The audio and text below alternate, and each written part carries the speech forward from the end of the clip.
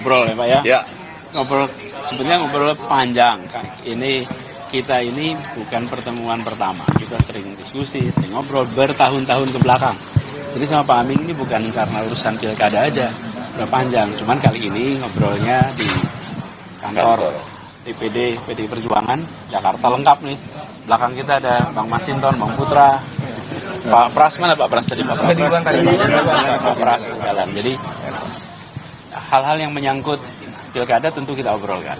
Tapi kita semua menunggu apa yang menjadi keputusan. Jadi tadi sama sekali kita tidak menyinggung tentang keputusan, langkah, dan lain-lain. Karena semuanya ada di DPP partai. Di luar kewenangan kita. Tapi kita diskusi tadi, kita ngobrol, dan kita bicara tentang masa depan Jakarta. Dan kita juga berbicara tentang bagaimana agar pemikiran-pemikiran kebangsaan, pemikiran-pemikiran tentang Bung Karno, keindonesiaan, keagamaan itu bisa berjalan seiring dan membuat suasana di Jakarta, suasana yang aman, teduh, damai. Lalu bicara juga soal keberpihakan kepada mereka yang kecil, yang lemah. Tadi saya sampaikan prinsip sederhana, membesarkan yang kecil tanpa mengecilkan yang besar. Jadi kita ngobrol seputar itu.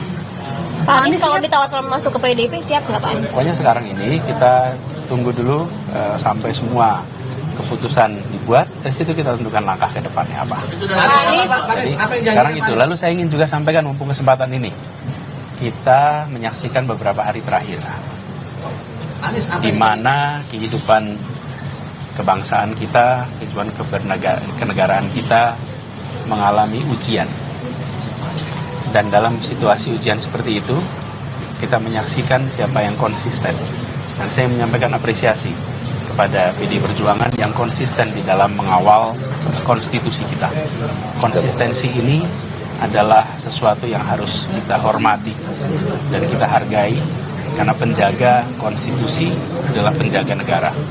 Yang kedua, teman-teman civil society, mahasiswa yang bergerak, yang kemudian secara organik tanpa ada satu komando, tapi dikomando oleh hati, dikomando oleh kecintaan pada negeri, memilih untuk turun langsung mencegah terjadinya penyimpangan, mencegah praktek-praktek pelanggaran atas prinsip dasar bernegara.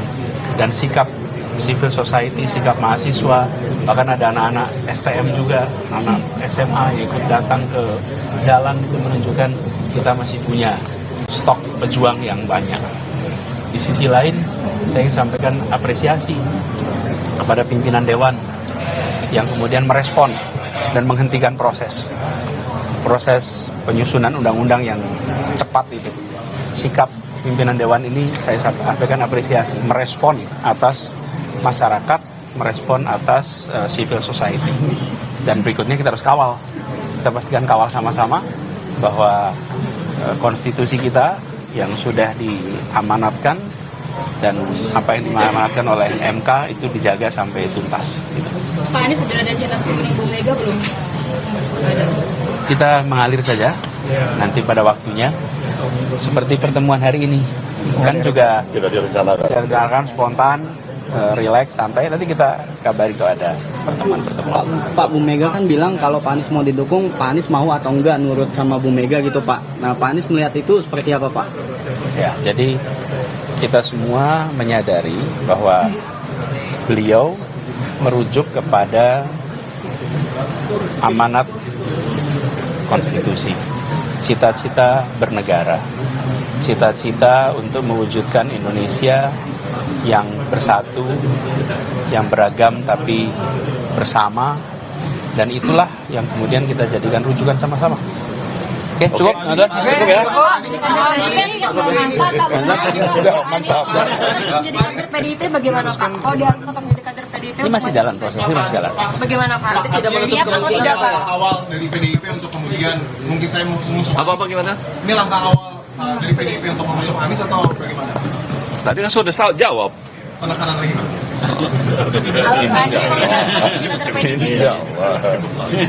Kalau saya Insya Allah. Oke, cukup lah. Pak, insya Allah 900% loh Pak. Insya Allah 900%. Tapi kalau Pak Anies jadi diusung cocoknya sama siapa Pak? Ini Sama kan saya lah. Ini kan ketua DPR.